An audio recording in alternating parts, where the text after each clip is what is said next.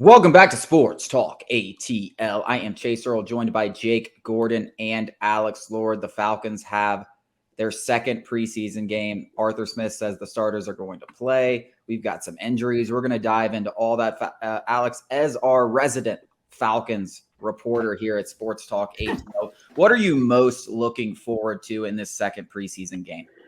Don't call me a reporter. That's a joke. I'm probably looking for. The blog boys.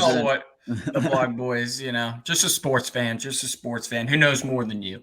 Bijan. Wow. Let's just get it out of the way. I mean, Bijan Robinson, I'm excited to see him.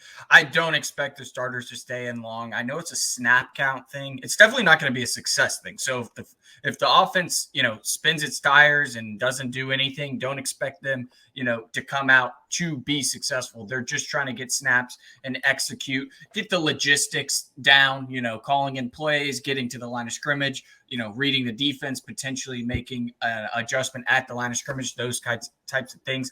I just want to see Bijan live. I mean, he is the, top draft pick. I have already dubbed him the face of the franchise as soon as we drafted him. I haven't seen him play yet. I have also gone out on a limb to say, he's going to be the biggest sports star in Atlanta, bigger than Trae Young, bigger than Ronald Acuna.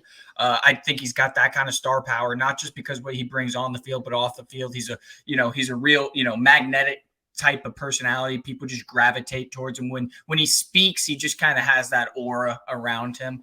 But on the field, the guy's a stud. You go look up those Texas highlights. I mean, it's a ton of fun. I'm excited to see how Arthur Smith uses them. I wouldn't expect stuff to get too out of the box. I'm sure it'll be very vanilla plays. They just want to see, the guys and go out there and execute, the simplest version of the system. But I'm still just so excited to see Bijan Robinson and Desmond Ridder in this offense. Yeah, I think the two things I'm most excited about watching, and I don't know how long they're going to be out on the field for, but I think obviously Desmond Ridder. I want to see how he looks. I don't care if it's a series, 2 series, a half, six series, whatever it is. I would like to see Desmond Ridder. I want to see how he looks. I think we should give Ridder some run, but obviously, you got to keep all the starters out there. So we'll see how long they do it. But I do think we'll see him get some run. I think that's the most important, the key to the entire series. And I know it's just preseason, but I want to see how he looks. And it's going to be vanilla defenses on the other side. It should be easy reads. I think, it should be easy. So I am excited about that. I also, Matthew Bergeron, the left guard, he's penciled in as the starting left guard right now, especially with Matt Hennessy, on the IR, which just happened. That happened today, or that happened last night. But yeah, I think Matthew Bergeron, those are the two key pieces of the offense for me. I think everything else, like the skill position group, might not have great wide receivers, but as a whole, with the running backs and the tight ends, they're going to be fine. We know the other 4 linemen. We know what they bring to the table. They should be fine. It's really about Desmond Ridder and Matthew Bergeron. If those two guys are better than we expect, this offense is going to be really, really, really good. On the other side of the ball, go ahead, Jake. Yeah, when you talk about Desmond Ridder, I think that's what everybody wants to see. Like, have there been any steps taken? What's the offense going to look like? I think if you're Arthur Smith, which obviously I'm not an NFL coach for multiple reasons, but if you're out there in the preseason, I think you got to go out there and you got to say, like, all right, let's let it rip. Like, we're in some game action. This doesn't matter. Like, I want to see you hit some guys downfield. I'm talking like 15, 20-yard intermediate routes. Like, let's not do this little, like, okay, here you go, take your check down. No. Go out there and rip it. Like, let's see what you got, kid. Throw it as far as you can. Let's run some go routes, Like, let's stretch the field and see what you can do in some actual game speed in terms of intermediate deep routes. I think that is a fair assessment of what, fans want to see. But from a coach's perspective, I'd probably push back. And you just want to see the kid make the right reads. Like, you don't want him to force the ball. If the right choice is to check it down, you want to see him do that. You want to practice like it's a game, like it's a regular season game. Well, yeah, I just don't want to see design. Yeah, design. Oh, yeah. I seriously doubt you're going to have designed, screens to on a first down to fool the defense. That would infuriate me. If we see that, that's absolutely delusional. I doubt Arthur Smith spoke to that though. He's not trying to fool the defense. There's no going to be, sweet reverses, screen passes on first down, yada yada yada. But I do think that you want to see Desmond Ridder make the right plays, and if the right play is to check it down, then so be it. When we get into the regular season, this offense with the ball in their hands is going to be dangerous. The skill group, that is. All Ridder has to do is be a point guard, distribute the rock, and the guys are going to do the rest. Bijan, Cordero, Drake London, Kyle Pitts, Jonnu Smith, even all those guys are dangerous with the ball in their hands. They just need it. All you got to do, and what Marcus Mariota could not do, is just get the ball to your playmakers. With that being said, I just want to go on the other side of the ball and talk a little bit about two areas in particular. One very good, one very shaky, I'll say. The defensive line, particularly the interior. I do not think Calais Campbell's going to play.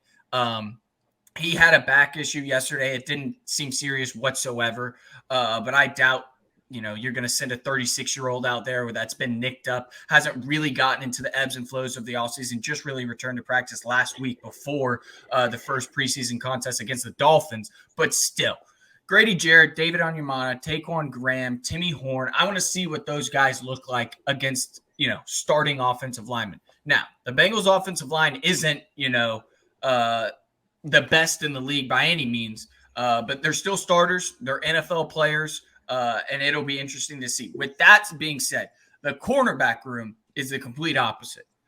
I'm very concerned about it. I know the depth was very much improved this offseason, but it looks like Mike Hughes, Cornell Armstrong are not going to be a go. We know Jeff Hakuta's already been out. He's going to be out for at least 1 or 2 weeks. I think maybe 1 week they confirmed.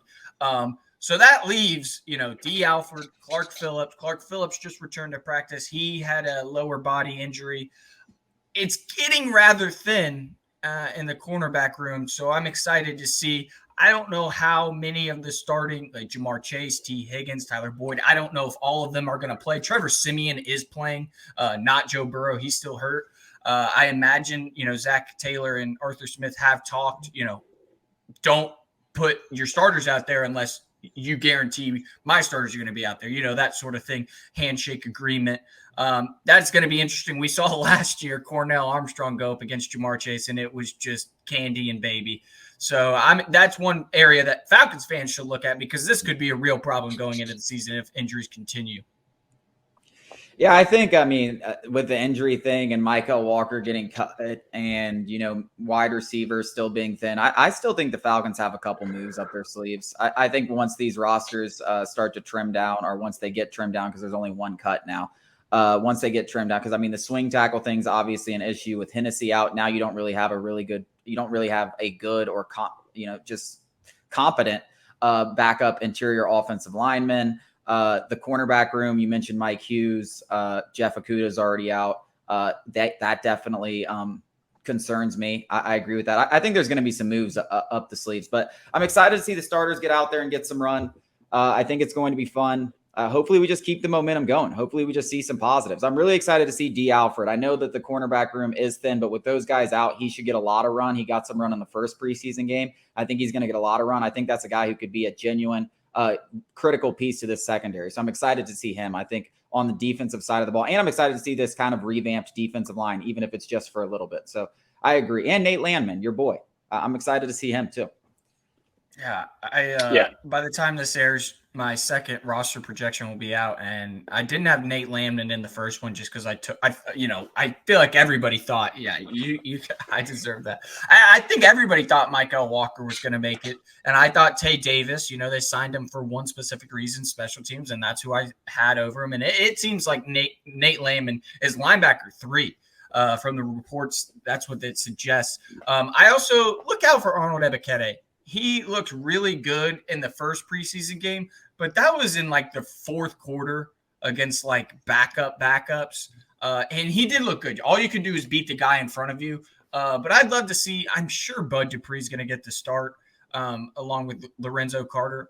But it's time, second round pick. I think they have on the depth chart Ebiketie as across from Lorenzo Carter. Okay, I think I don't know how much they actually put into the depth chart, but I think they did have them. Yeah. So coming up after the break, we're going to talk about some sleepers. Yesterday we talked about the biggest threat to Georgia. Now we're going to talk about some sleepers, guys outside of the top 10 that can make a run at the college football playoff.